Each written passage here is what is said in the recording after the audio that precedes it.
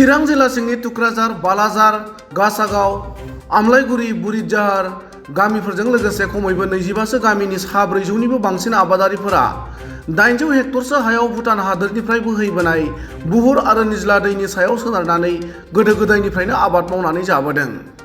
मख'नो गोनां बाथ्रानि बे गुवार ओनसोलनि आबादारिफोरा थांनाय गोलाव बोसोरनिफ्रायनो जोबोर जेंनानि गेजेरजों निज्ला दैनि स्लुइस गेटजों दै दिखोनानै आबाद मावनांगौ जाबोदों। बेबादिनो देग्लायबो गोजाम स्लुइस गेटनि सानजा फारसे गोदानै लुफ्रामनाय स्लुइस गेटनि दैखौ होबथानानै आबाद फोथाराव दै दिखांनो थाखाय रायजो राजाफोरा खामानि मावनो ओंखारबोयो। गुबुन फारसेथिं बे ओनसोलाव बोसोरफ्रोमबो सोमजिनाय जेंनानि सायाव डक्टर सांग्रां ब्रह्मआ नायफैनायजों लोगोसे रायजो राजाफोरनो गावनि फारसेनिफ्राय मदद होनो बाथ्रा होयो। आरो बे बिथिङाव ओनसोलनि रायजो राजा आरो सांग्रां ब्रह्मआ खौरां बिजोङाव ओरैबायदि फोरमायो। बे नङाबानो जोंनि सलिया आरो बेनि थाखायनो जोंखौ जिउनि थाखाय बिराद गोनांथि आरो दा बेनिखायनो जोङो रायजोफ्रा गासैबो ज' ओंखारनानै दा बे खामानिफोरखौ जोङो दंफां औवा बेफोरखौनो बायनानै जोङो बे खामानिखौ मावनाङो। दा बोसोरे बोसोरे एखेबारे बे हाजोनि दै बे फैनानै खरा बे फैनानैहाय सिफायलाबायफैयो। दा बेनिखायनो जोङो खस्थ'जों मावनानै जों दिन थांनांगौ जाना दं आरो बेखायनो मा जाहोनाव बिदि बायफ्लंना थाङो होनना सानो नोंथांमोना? औ बे थारमाने जोंनि कन्ट्रेक्टर माबा जाखब नैबे जाखबा दिनै मावदोंमोन नाथाय बिनि मावनाया जाफुंजोबाखिसै। दा बे जाफुंनि थाखायनो दिनैहाय बे दै लामाया जोंनो बिराद खस्थ' आरोखि माने बायनानै बिजोंल' थाङो आरो दा बेखौनो जों दिनैहायबो बेखौनो मावगासिनो दं रायजोफोर लानानै दंफां बायनानै आरो बिदिनो अनेक रोखोमनि बे खामानिखौ मावफुंनो थाखाय जोंहा दिनै ज' जाफैदों। दा बेखायनो जोङो बे नङाबानो जोंहा थांना थानायनि राहा गैया आरो माने। साबैसेसो हालुवा ओंखारो? दा बेवहाय 400 जन बारासो दङ आरो गासै 25टा गामि। 25टा गामिजों। दा बे दैयानो जोंना ओरै जोङो एकदम बेंथल ओरै बान्दुगुरिसिम बियो एकदम अन्थाइबारिसिम थाङो आरो बे दैया। दा बेनिखायनो जोङो दिनैहाय ओंखारदोंमोन दा बेखौनो मावगासिनो दं आरो। मा खावलायगोन सरकारखौ? दा जोङो सरकारनि जे सरकारनि थरफनिफ्राय जोङो बेखौनो जे अनसुंथाइ मोननो थाखाय जोंहा लुबैदों आरो लुना होनायनि बेखौ औ लुना होनायनि। जुदि बियो बेबायदिनो थासारियाव थाबाय थायोबा नोंथांमोननि गायनाय फुनायाव माबायदि जेंना जागोन?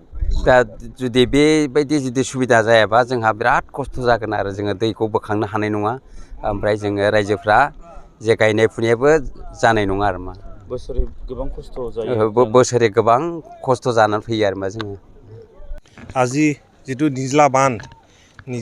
নিজলা বান্ধৰ জৰিয়তে আপোনাৰ টুক্ৰাঝাৰ আৰু বেংটল এৰিয়াৰ বহু ৰাইজে এৰাউণ্ড 40-50 গাঁও তাৰমানে ইয়াৰ বান্ধৰ ওপৰতে কাল্টিভেশ্যন বা ধানৰ যিটো খেতি এইখন ডিপেণ্ড কৰি থাকে আৰু এইখন বান্ধে আজি তাৰমানে এটা বেয়া অৱস্থাত আছে। এটা ছাইডৰ পৰা পানীটো গুচি যায়, এইখন বন্ধ কৰিব নোৱাৰিলে আপোনাৰ খেতি পথাৰত পানীটো যোগান কৰিব নোৱাৰে। ইয়াৰ কাৰণে মই আজি চালোঁ আৰু মই দেখিছোঁ ইয়াত ইমিডিয়েট এটা সলিউশ্যন লাগে বুলি। ইয়াৰ কাৰণে মই যিমান যাৱতীয় লাগে ৰাইজে ওলাইছে, 25-30টা গাঁৱৰ ৰাইজে ওলাইছে। তেখেতসকলে নিজে যথেষ্ট প্ৰচেষ্টা কৰি আছে। ময়ো আৰু নিজে এইখন অঞ্চলৰ হিচাপে মই নিজৰ ছাইডৰ পৰা তেখেতসকলক যিমান পাৰে মই সহযোগ কৰিবলৈ ইয়াত চাইছোঁ আৰু মই সহযোগ কৰি এইখন কাম ছাকচেছ কৰি তেখেতসকলে যাতে খেতি ধানৰ খেতি এই বছৰ কৰিব পাৰে আৰু আগন্তুক বছৰতো কৰিব পাৰে তাকে কামনা কৰিছোঁ। নাই, এইটো আপোনাৰ ভূটানৰ যিটো নদী নিজলা নদী এইটো পটককৈ আহি যায়, স্পীডত আহি যায় আৰু এইখন এটা ইয়াত ইনকমপ্লিট এটা বান্ধ আছে, এইখনো কমপ্লিট হোৱা নাই। তাকে ইয়াৰ কাৰণে ৰাইজে বহুত অসুবিধাত আছে আৰু ইয়াৰ কাৰণে আমি অনাগত সময়ত এইখন বান্ধ যাতে কমপ্লিট হয় তাকে আমি বিচাৰিছোঁ। निज्ला स्लुइस गेटनि जेंनायाथ' जोबोद गाज्रि। मानो होनोबा आङो बेहाय जों उन्दैनिफ्रायनो मावो। आं बे बिबानाव 25 बोसोर जाबाय दाजों भाइस प्रेसिडेन्ट हिसाबै। बेहाय जों नुबाय मा दानि बिबानगिरिफ्रा जोंना जेनेबा EM ओमफ्राय मामाया जोंना बे सिडलिनि जयन्त सार MP जाबाय दा। बिथांमोनहा सिगाङाव चिराङाव लाबोनो लुबैदोंमोन सिडली हिसाबै खिन्थु बङाइगावआ हरनो हायाखै मानोना फुराना डकुमेन्टसखौ मोननो थाङा जाहैदों गासिबो डकुमेन्टसखौ मोनजोबनांगौबासो जोंना बे सिडली डिभिजना लानो हायो ओमफ्राय बेहाय माखासेया बै फुराना लेखाफ्रा गोमाजोब्बाय बिनिखायनो हरनो हायैनि जोंना बियो जोंनि बे निज्ला गेटआ गेजेरावनो दिन्दां जाहैबाय ओरै चिराङावबो गैया बङाइगाव डिभिजनावबो गैया दा गेजेर गेजेर बङाइगाव डिभिजनाव लानानै थांफिनबाय दा जोङो बेहाय खामानि मावनाया जोङो सरकारनिफ्राय जेबो गैया थांनाय बारावबो मोनसे मोथौरि बायनायखौ बिथांमोना सान्थिपुर बिसिडिसियाव 7 लाख क'क्राझार बिसिडियाव 7 लाख हरदोंमोन 14 लाख नाथाय बेबो खामानियाव होआखिसै दानिजों दैलां मोनथाम जाबाय खामानिया जायाखै बे जाहैबाय बेराफारसे मा खालामबावनो जों दा बाहाय जोंना 4 स्टाफ दंमोन 4 स्टाफआबो रिटायार जाजोब्बाय गोदान सरकारा जोंनो स्टाफ बे गेटनि स्टाफ हरनाय जायाखै दा बेहाय जोङो बे स्टाफखौ जोङो दैलाङाव 7 लानाय जायो 7,000 खरि मासाव होमबा 28,000खौ जोङो खांनानै होनो गोनां जायो जोङो दा जोङो बेखौ लिभि होनांगौमोन लिभिखौ जोङो हैयालासेनो जोङो बे स्टाफ सेलारिखौ लिभिनिफ्राय होनाय जायो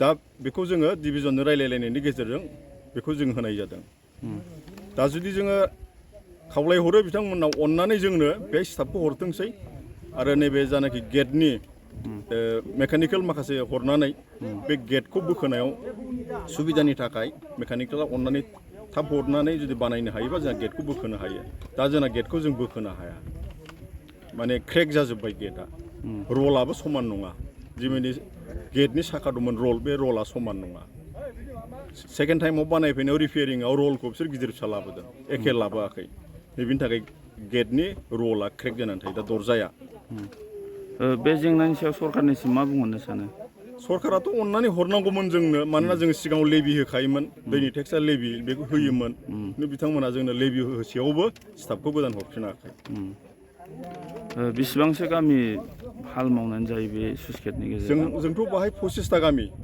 सिगाङाव 27टा जायोमोन दा बे 27टा गोदान स्लुइस गेट मोननानै बिसोर फैलिया दा जोङो 25टा गामिया बे दैखौ जोङो मावनानै जायो खै बिगासो जागोन गासै हाया ओरैनोथ' अनुमान सिगांनि मथेबाथ' 5,000 बिगानासो दंमोन बे 5,000 बिगानिखौ जोङो रायजोफ्रा जोङो फ्रायानो जोंथ' आबाद मावनानै जाग्रा साख्रि गैया बे आबादजोंनो जोङो गथ' गथायफोरखौ फोरोंनाय जायो आरो बोसोराव खयबारसो ओंखारनांगौ जायो बे दै थिखोनो थाखाय बेहायथ' जोङो बोसोराव गैयाबाबो 25-26 बार गैयाब्लाबो 20 बारा जायो मालाबा 30 बारसिम जायो 25 बारखौनो गेजेराव हमनानै लाजायो आरो 25 बारनि गेजेराव थाहैयो आसलथे बे बोसोराव आरो मा जेंना जादों बे बोसोराव जेंनायाथ' नै दै फैनाय लोगो लोगोनो जेंनाया मोगा मोगि जाजेनबाय दिनै नोंथांमोनहाबो मिडियानि थ्रुयै नुफैबाय जेंनाखौ आरो जों मा होनबावनो नोंथांमोनानो मिथिखासिगौब्ला जोंना बाहाय 3 बिसिडिसि गोलैयो